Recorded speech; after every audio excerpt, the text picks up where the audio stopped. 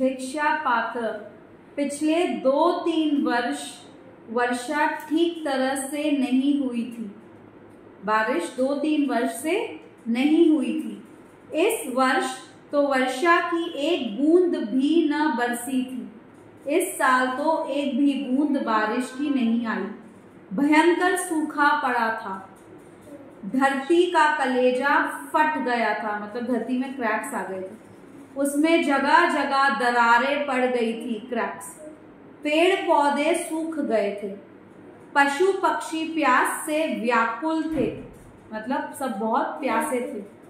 पक्षियों का कलरव भी कम ही सुनाई पड़ता था, क्योंकि भूखे थे तो इतनी ताकत ही नहीं थी, तो इतना कलरव उनकी आवाजें आती नहीं थी। न जाने भूखे प्यासे कहाँ दुबके बैठे थे, कहाँ छुपके बैठे थे। नगर में अकाल पड़ा था। जिसके पास थोड़ा बहुत अन्न था उसने छिपाकर दुर्दिन के लिए रख लिया था। जिसके पास थोड़ा बहुत अन्न था उसने छिपाकर दुर्दिन के लिए रख दिया था। प्रजा हाहाकार कर उठी, क्योंकि सब भूखे थे, सब भूखे थे। बुद्ध से जन जन की परेशानी देखी न गई। उन्होंने अपने शिष्यों को इकट्ठा किया। नगर के धनी भक्तजनों को बुला भेजा। नगर के धनी मतलब जो पैसे वाले थे, उनको बुलाया। विनम्र स्वर में बुद्ध ने प्रश्न किया, प्रियजनों बोलो, भूखी प्रजा को अन्न देने के लिए तुम में से कौन कौन तैयार है? तुम्हें से कौन कौन तैयार है? महात्मा बुद्ध के वचन सुन रत्नाकर सेठ का माथा लज्जा से झुक गया। महात्मा बुद्ध के वचन सुन रत्नाकर सेठ का माथा लज्जा से झुक गया। वह हाथ जोड़कर बोले, भगवान, इतने बड़े नगर के हर प्राणी तक अनाज पहुंचाना मेरे वश की बात नहीं है।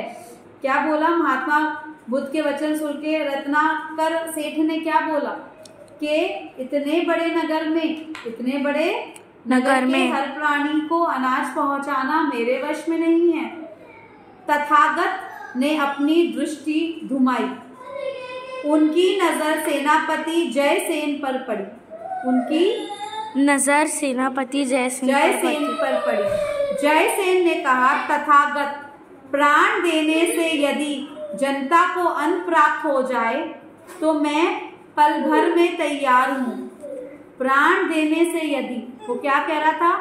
प्राण देने से यदि जनता को अन्न प्राप्त हो जाए, अगर मैं प्राण दे दूं अपने और जनता को अन्न प्राप्त हो जाए तो मैं पल भर में तैयार हूँ।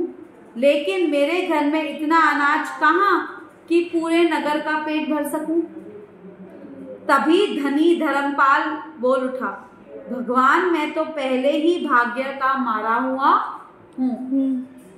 वर्षा न होने से मेरे सब खेत सूख गए। बीज के लिए रखे अनाज से किसी तरह परिवार को आधा पेट खिला पा रहा हूँ। मुझे तो एक चिंता और भी है, इस वर्ष राज्य का कर कैसे चुका पाऊंगा। मतलब इस वर्ष तो बेसिकली सब मना करते गए। क्या करते गए? सभी एक दूसरे का मुंह ताड़ रहे थे। तभी भीड़ में अचानक एक युवती सामने आई। वह थी भगवान तथागत के प्रिय शिष्य अनाथ पिंड की बेटी सुप्रिया। वह अत्यंत दुखी लग रही थी। आंखों से बहुत अश्रु पहुंचकर उसने बुद्ध देव के चरण छुए और मीठे स्वर में बोली, भगवान, यह तुच्छ सेविका आपकी आज्ञा का पालन करेगी। अन्न की कमी के कारण जो लोग बेहाल हैं वो सब मुझे अपनी संतान लग रहे हैं। नगर के हर आंगन में अनाज पहुंचाने का भार मैं लेती हूँ। सभी आश्चर्यचकित रह गए। भला एक स्त्री इतने बड़े नगर के वासियों का पेट कैसे भरेगी? कुछ तो मन ही मन हंसने लगे, कुछ क्रोधित हो उठे, कुछ को सुप्रिया पागल लगी। किसी ने कठोर आवाज में ताना कसा, खुद को तो दाने दाने का अभाव है, फिर इतना बड़ा काम अपने सिर कैसे ले रही है? तेरे घर में क्या भंडार भरे पड़े हैं? सुप्रिया सबके सामने सिर झुकाकर बोली, मेरे पास और कुछ नहीं, केवल भिक्षा पात्र के रूप में यह कटोरा है। मैं सबसे निर्धन हूँ, इसलिए मुझे मांगने में कोई लज्जा नहीं। हे प्रियजनों, आपकी दया के बल पर ही भगवान बुद्ध की आज्ञा पूरी होगी, मेरी शक्ति से नहीं। मेरा भंडार तो आप सबके घरों में भरा पड़ा है। आप दया करेंगे तो मेरा भिक्षा पात्र सदा भरा रहेगा। मैं बार बार आपके द्वार पर आऊंगी, आप जो कुछ भी देंगे वह भूखों को खिलाऊंगी। जब तक धरती माँ के आप जैसे पुत्र हैं तब तक चिंता कैसे? महात्मा बुद्ध ने मधुर मुस्कान के साथ अपना वरदहस्त आशीर्वाद के रूप में उठाया और बोले, तथास्तु, तुम्हारा निश्चय पूरा हो। धनी सेठों ने अपने भंडार सुप्रिया के भिक्षा पात्र में उलीच दिए। पात्र हमेशा भरा रहने लगा। समस्त नगरवासियों का उद्धार हो गया। किसी अकाल पीड़ित को भूखा नहीं रहना पड़ा।